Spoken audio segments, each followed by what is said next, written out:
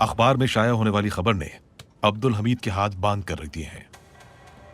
वो जानता है कि अगर उसने रेलवे की तामीर का ठेका हमें ना दिया तो गलियों में हंगामे होंगे।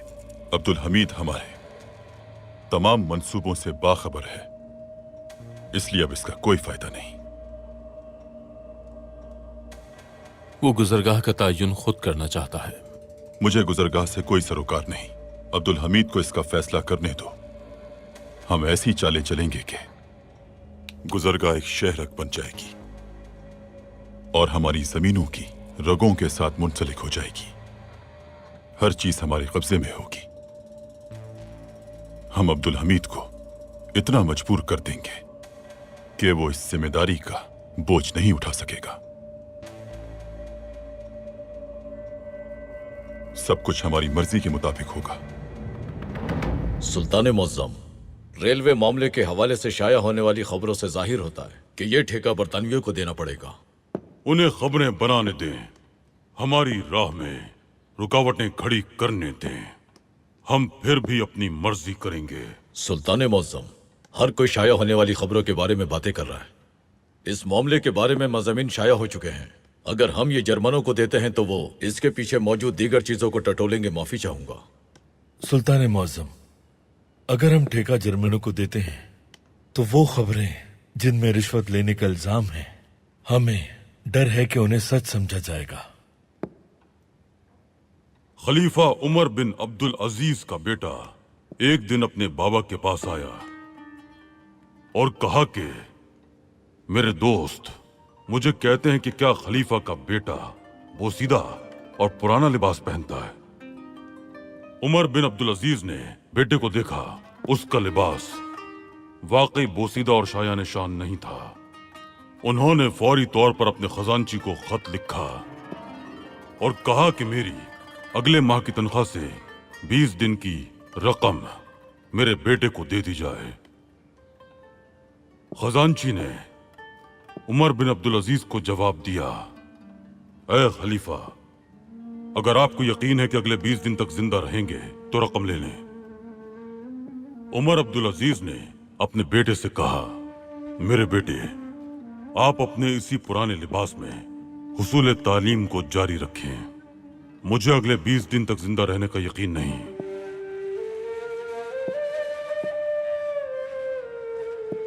हम इन नसीहतों के साए में परवान चढ़े हैं पाशा हजरात।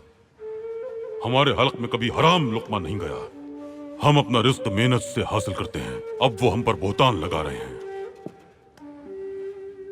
वो तो बोहतान लगाते हैं कि हमने अपने जाती मफाद के लिए जर्मनों के साथ रेलवे के मंसूबे में शराकतदारी की है।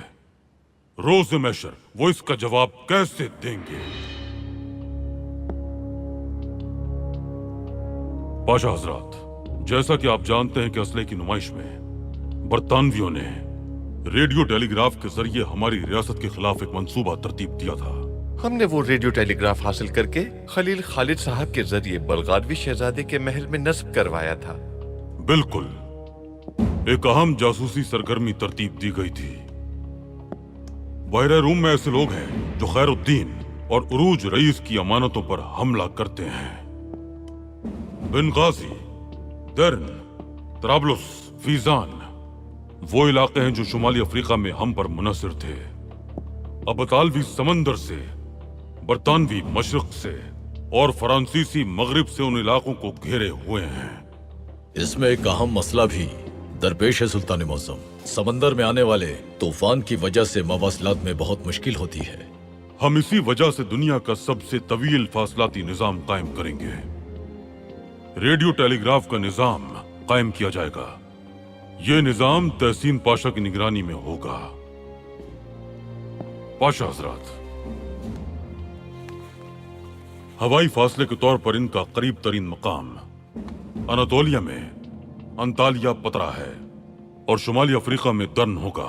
इन दोनों मकामात पर मराकज कायम किए जाएंगे। तराबलुस से राब्ता कायम करने में अब हमें कोई भी रुकावट पेश नहीं आएगी। ये बहुत अच्छा निजाम होगा सुल्तान मुअज्जम, बहुत शानदार निजाम। इंशाल्लाह इसका नतीजा भी बहुत अच्छा होगा पाशा। इंशाल्लाह। तहसीन पाशा, क्या आपने जालमन की रिहाई से मुतालिक तमाम सिपाहियों को इत्तला कर दी थी? कोई बेखबर तो नहीं है? जी नहीं, मैंने खबर कर दी है। क्या जालमन को रिहा किया जा रहा है? बिल्कुल पाशा, क्योंकि उन्होंने हमें बहुत अहम मालूमात फराहम की हैं, इसलिए रिहा कर दिया गया है उन्हें।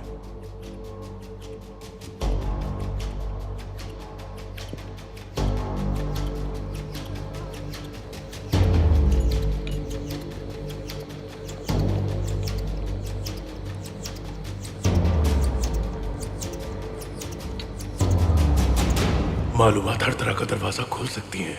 मैंने बहुत सी मुश्किलात पैदा की